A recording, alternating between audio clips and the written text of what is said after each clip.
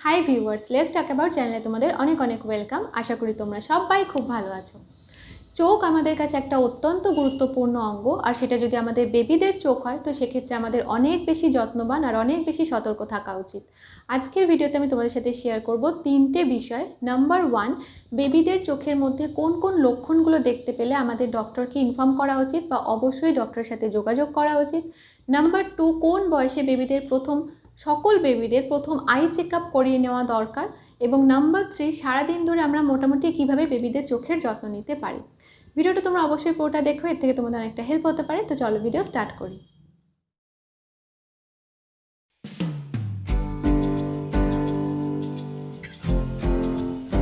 দেখো, প্রথমেই বলি বেবিদের চোখের মধ্যে কোন কোন লক্ষণগুলো দেখা দিলে আমাদের অবশ্যই ডক্টরকে ইনফর্ম করা উচিত।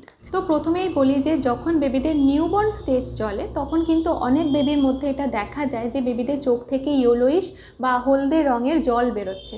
যদি এরকম দেখতে পাওয়া যায় তো সেক্ষেত্রে কিন্তু ডক্টরকে ইনফর্ম করা উচিত। এরপর বলি, যদি এরকম দেখা যায় যে বেবিদের চোখটা জল জল হয়ে রয়েছে কিন্তু জলটা বাইরে বেরোচ্ছে না, চোখটা ফুলে গেছে, চোখটা লালচে মতন হয়ে গেছে, পাতাটা জোড়া লেগে গেছে, খুলতে অসুবিধা হচ্ছে, এরকম সাইন যদি দেখা যায় তাহলেও কিন্তু ডক্টরকে ইনফর্ম করা উচিত। মোটামুটি নিউবর্ন বেবিদের মধ্যে অনেকেরই এরকম ঘটে থাকে। এই দু রকমের লক্ষণ, অর্থাৎ হলদে রঙের জল বেরোনো, আবার চোখটা ফুলে যাওয়া, চোখটা জল জল দেখাচ্ছে কিন্তু জল বাইরে বেরোচ্ছে না, তো এরকম অনেক বেবিদের মধ্যেই হয়ে থাকে নিউবর্ন স্টেজ যখন চলে তখন। তো হয়ে থাকে ভেতরে অনেক সময় অশ্রুনালী আটকে থাকে, ব্লক হয়ে থাকে, বা অনেক সময় ব্যাকটেরিয়াল ইনফেকশনও হতে পারে। তো সেই জন্য কিন্তু অবশ্যই ডক্টরকে ইনফর্ম করা উচিত। এরপর বলি, যদি বেবির বয়স 3.5 মাসের ওপরে হয়ে যায় এবং তারপরও ওর আইবল, বেবিদের যে আইবল আছে, এই যে কালো রঙের যে বলটা থাকে, এই আইবলটা যদিও এদিক থেকে ওদিক না ঘোরানো শুরু করে তখন কিন্তু ডক্টরকে ইনফর্ম করা উচিত।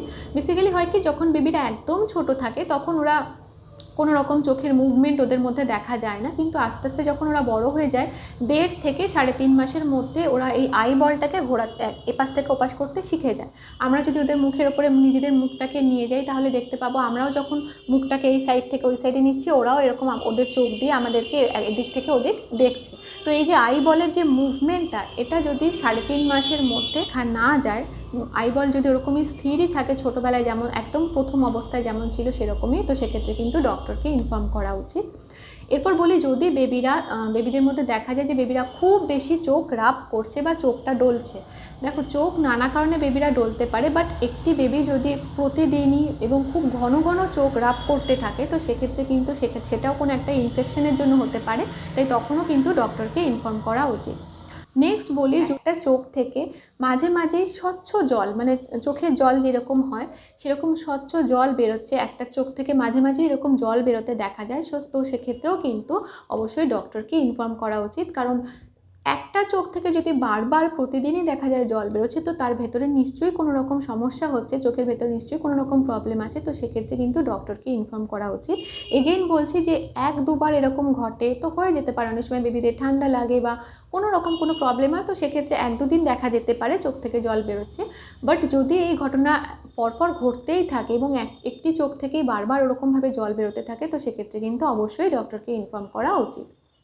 নেক্সট বলি, যদি এরকম দেখা যায় যে বেবি কোনো একটা কিছু লক্ষ্য করছে, যদি বেবি তোমার ছোট থাকে বা একটু বড় হয়ে গেছে, হয়তো ওদেরকে আমরা স্ক্রিন টাইম দেওয়া শুরু করেছি, মোবাইল দেখাচ্ছি বা টিভি দেখাচ্ছি, তো এরকম যদি তুমি পরপর কয়েকদিন ধরে দেখতে থাকো যে তোমার বেবি যখন দেখছে কোনো কিছু তখন ওর চোখটা এরকম প্লেন অবস্থায় নেই, ও চোখটাকে একটু কুঁচকে নিয়ে দেখছে এবং চোখে একটু প্রেশার দিয়ে তারপর তার দিকে তাকিয়ে আছে এবং ওইভাবেই দেখে যাচ্ছে, তো সেক্ষেত্রে কিন্তু অবশ্যই ডক্টরের সাথে যোগাযোগ করা উচিত। এবার বলি যে আমরা যখন বেবিদেরকে মোবাইল দেখাই বা যখন টিভি দেখতে বসাই তো তখন তোমার এটা লক্ষ্য রাখা উচিত যে আগে যে ডিস্টেন্সে বেবি বসতো টিভির থেকে বা মোবাইলের থেকে, যে ডিস্টেন্স মেনটেন করে ওদেরকে বসানো হতো, যদি ক্রমশ সেই মোবাইলের দিকেও এগিয়ে যায় এবং নিজের থেকে ওই ডিস্টেন্সটা কম করার চেষ্টা করে, টিভির দিকেও এগিয়ে যাচ্ছে বা কোনো একটা খেলনা ও খেলছে এবং সেটা খুব কাছে নিয়ে খেলছে, যে ডিস্টেন্সটা এতদিন মেনটেন করতো সেই ডিস্টেন্সটা ক্রমশ কম করে দেখার চেষ্টা করছে, তখনও কিন্তু ডক্টরের সাথে ইনফর্ম করা উচিত। তার কারণ হচ্ছে যে ডিস্টেন্সে ও এতদিন দেখতে পাচ্ছিল হয়তো সেই ডিস্টেন্সে ওর অসুবিধা হচ্ছে, ওই জন্য ওর ডিস্টেন্সটাকে কম করার জন্য ওই যে জিনিসটা রয়েছে, যে অবজেক্টটা রয়েছে তার কাছাকাছি চলে যাচ্ছে এবং কাছে গিয়ে দেখার চেষ্টা করছে।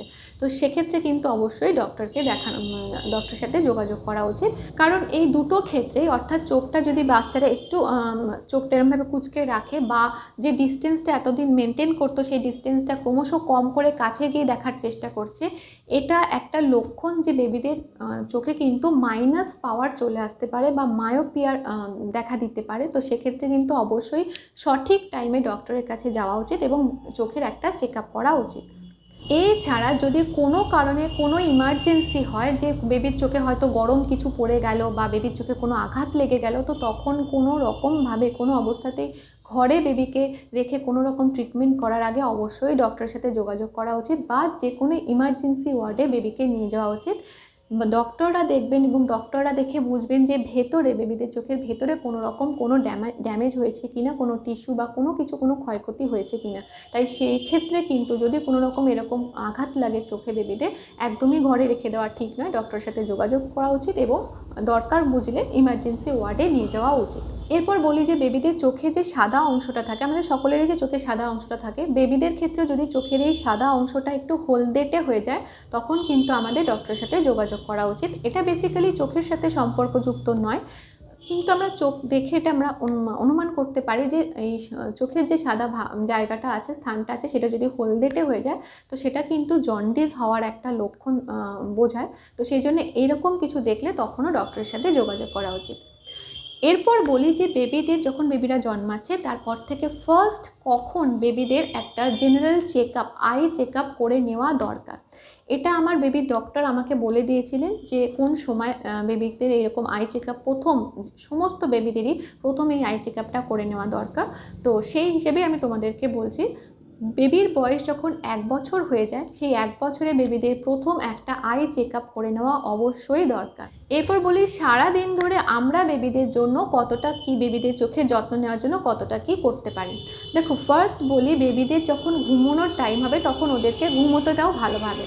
ঘুমটা বেবিদের চোখের যে পেশিগুলো আছে, চোখের যে নার্ভগুলো আছে, সেগুলোকে অনেকটা রিল্যাক্স করবে, ওরা অনেকটা আরাম পাবে, চোখটা অনেকটা আরাম পাবে।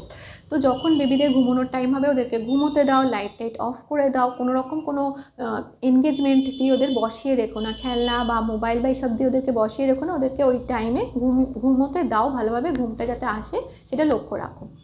এরপর বলি যখনই বেবিরা ঘুম থেকে উঠবে বা স্নানের টাইমে, মোটামুটি দিনে অন্তত 3 বার বেবিদের চোখটা ভালো করে পরিষ্কার করে নেওয়া উচিত। এই বিষয়ে আমি আগেও তোমাদের সাথে শেয়ার করেছি যে পরিষ্কার কটন বল বা পরিষ্কার সুতির কাপড় দিয়ে ভালোভাবে ফিল্টারে জল দিয়ে বেবিদের চোখটা আস্তে আস্তে এরকমভাবে 1 বার বা 2 বার পরিষ্কার করে দেওয়া দরকার। এটা ভীষণই দরকার চোখটাকে ঠিক রাখার জন্য। নেক্সট বলি, যখন বেবিদেরকে তেল মালিশ করা হয়, নিউবর্ন বেবিদের ক্ষেত্রে বিশেষ করে যখন তেল মালিশ করা হবে তখন এই সাইডটা দিয়ে ভালো করে 1 বার 2 বার করে মালিশ করে নেওয়া ভীষণ দরকার আলতো হাতে। এরপর বলি বেবিদের চোখে কখনো সরাসরি কোনো রকম আলো ফেলা ঠিক নয়। সূর্যের আলো তো আমাদের কারোর চোখের পক্ষে, সূর্যের আলো যাতে সরাসরি চোখে না পড়ে সেটা তো আমরা সবসময় লক্ষ্য রাখি, তো সেটা বেবিদের ক্ষেত্রে যেমন প্রযোজ্য। এছাড়া অন্য কোনো রকমের আলো লাইক মোবাইলের ফ্ল্যাশ বা টর্চের আলো বা কোনো রকম আলোর দিকে যেন, বা ক্যামেরার ফ্ল্যাশ, কোনো রকম আলো যেন বেবিদের চোখে সরাসরি না পড়ে, এটা কিন্তু আমাদের দেখা অবশ্যই দরকার। এছাড়া বলবো বেবিদেরকে কোনো কাজ কম আলোতে করতে দিও না। তোমার বেবি ছোট হোক, একটু হয়তো খেলা শিখেছে বা খেলতে শিখেছে, বা তোমার বেবি একটু বড় হয়ে যাক, হয়তো কিছু বইপত্র তোমরা কিনে দিয়েছো ওকে দেখানোর জন্য, কোনো কিছুই কম আলোতে, ইনসাফিসিয়েন্ট আলোতে কোনো কাজ করতে বেবিদের দিও না, এতে কিন্তু বেবিদের চোখের ওপরে অনেক প্রেশার পড়ে। নেক্সট বলি বেবিদেরকে যতটা সম্ভব কম পলিউশন বা ধুলো ধোঁয়া ইত্যাদির মধ্যে না নিয়ে যাওয়াই ভালো, কারণ ওরা বুঝতে পারবে না, সেটা ওদের চোখে গেলে ওদের অসুবিধা হবে, ওরা রাব করতে শুরু করবে, আর চোখ রাব করা, অযথা চোখ ডলা, এটা একদমই ভালো না। তো সেক্ষেত্রে বেবিদের ক্ষেত্রে একটু অ্যাভয়েড করা উচিত যাতে ওদের চোখে কোনো ধোঁয়া বা পলিউশন বা কোনো ধুলো ময়লা না যায়, সেটা আমাদের একটু লক্ষ্য রাখা উচিত। এরপর বলবো, দেখো বেবিদেরকে মোবাইল বা টিভি ইত্যাদি দেখানো তো উচিতই নয়, তার বদলে অন্যান্য কোনো অ্যাক্টিভিটি বা খেলাধুলার মধ্যে ওদেরকে এনগেজ করে রাখা সেটা অনেক বেশি ভালো। বাট অনেক সময় অনেক মা বাবাই এরকম করে থাকেন, টিভি বা মোবাইল দিয়ে বেবিদেরকে বসিয়ে দেওয়া হয় অনেক কারণে। তো সেক্ষেত্রে বলবো মোবাইলের থেকে টিভিটা অনেক ভালো, কারণ মোবাইলের স্ক্রিনটা অনেক ছোট স্ক্রিন হয় এবং সেই স্ক্রিনটা দেখতে গিয়ে বেবিদের চোখে একটু প্রেশার পড়ে। টিভি স্ক্রিন বা ডেস্কটপের স্ক্রিন একটু বড় হয়, তো সেক্ষেত্রে কিন্তু প্রেশারটা চোখে অনেকটা কম পড়ে। যদি তুমি মনে করো বেবিকে স্ক্রিন টাইম অর্থাৎ টিভি বা কিছু দেখাবে, তো সেক্ষেত্রে মোবাইলের থেকেও ভালো অপশান হচ্ছে টিভি বা ডেস্কটপে কিছু দেখানো, কারণ ওখানে স্ক্রিনটা একটু বড় হয়। এরপর বলি যে স্ক্রিনটাই তুমি তোমার বেবিকে দেখাচ্ছ, টিভি স্ক্রিন হোক বা ডেস্কটপের স্ক্রিন হোক, যে স্ক্রিনটাই তুমি তোমার বেবিকে দেখাচ্ছ সেই স্ক্রিনের ব্রাইটনেসটাকে মিডিয়াম করে রাখো। খুব উজ্জ্বল আলো হলে সেটাও বেবিদের চোখের পক্ষে ক্ষতিকর, এবং ব্রাইটনেসটা যদি খুব কম হয় তো সেটাও বেবিদের চোখের পক্ষে ক্ষতি হবে, ওদের প্রেশার দিয়ে দেখতে হবে। তো এটা একটু খেয়াল রেখো। এরপর বলি কি, বেবিরা যখন একটু বড় হয়ে যায়, যখন আমরা ওদেরকে সলিড ফুড খাওয়ানো স্টার্ট করে দিই, তো অনেক সময় অনেক বেবির সলিড ফুড থেকে কিছু সলিড ফুড থেকে অ্যালার্জি হয়, এবং সেই অ্যালার্জির লক্ষণটা চোখ দিয়ে প্রকাশ পায়। ওদের চোখ দিয়ে জল বেরোতে থাকে, ওরা চোখ রাব করতে থাকে, চোখ অনেক সময় লাল হয়ে যায়। তো চোখে যদি কোনো একটা খাবার খাওয়ার ফলে এরকম কিছু লক্ষণ প্রকাশ পায় অ্যালার্জির কারণে, তো সেই খাবারগুলোকে কিন্তু একটু অ্যাভয়েড করাই ভালো। এরপর বলি, বেবিরা যখন সলিড ফুড খাওয়া শুরু করে দিচ্ছে, তো সেই সময় বেবিদের দেহে যাতে ভিটামিন এর ঘাটতি না হয়। ভিটামিন এ যেটা চোখের পক্ষে বেশ ভালো, তো সেই ভিটামিন এর যাতে ঘাটতি না হয় সেই জন্য মাঝে মাঝে ওদের খাবারের মধ্যে কিন্তু কমলা বা হলদে রঙের যে সমস্ত খাবারগুলো হয়, যেমন কুমড়ো, গাজর, পাকা পেঁপে ইত্যাদি, এই সমস্ত খাবারগুলো, পাকা আম, এই সমস্ত খাবারগুলো কিন্তু বেবিদের খাদ্য তালিকায় পাল্টে মাঝে মাঝে গ্যাপ দিয়ে রাখা উচিত, বা প্রতিদিন অল্প অল্প করেও তুমি রাখতে পারো। এটা কিন্তু বেবিদের চোখের পক্ষে, চোখের রেটিনার পক্ষে বেশ ভালো। তো ছোটো বেলার থেকে কিন্তু আমরা যদি এটা ফলো করি তাহলে বেবিদের চোখের পক্ষে এটা বেশ ভালো। এরপর বলি, বেবিদের বয়স যাই হোক, বেবিদেরকে আমরা কোলে নিয়ে ঘুরি বা বেবিদেরকে কোনো প্র্যামে করে নিয়ে ঘুরতে বেরোই, বা বেবিরা একটু বড় হয়ে গেছে, নিজেরাই দৌড়ে গুড় করে ঘুরে বেড়াচ্ছে, তো সেই সময় যে বয়সই হোক না কেন বেবিদেরকে একটু বাইরে পার্ক বা এই ধরনের কোনো জায়গায় নিয়ে যাও যেখানে ওরা একটু সবুজ দেখতে পাবে, যেখানে একটু ঘাস আছে, একটু গাছপালা আছে, যেখানে চারদিকে তাকালে ও একটু হলেও, বেবিরা একটু হলেও সবুজ জিনিস দেখতে পাবে। যদি তোমার বাড়ির সামনে মাঠ থাকে তো ভেরি গুড, মাঠের কাছেই বেবিকে নিয়ে যাও, যা দেখবে সেখানে যেন একটু সবুজ যদি দেখে তো সেটা কিন্তু বেবিদের চোখের পক্ষে ভালো। দিনের মধ্যে একটা টাইম তুমি এরকমভাবে চুজ করে নিতে পারো যে টাইমে তুমি ওকে একটু নিয়ে বেরোবে এমন জায়গায় যেখানে একটু সবুজ আছে, গাছপালা হোক বা ঘাস হোক, এরকম কোনো একটা জায়গায় বেবিকে যদি ছোটোবেলার থেকেই নিয়ে যাওয়া হয় তো সেটাও কিন্তু ওদের চোখের পক্ষে বেশ ভালো।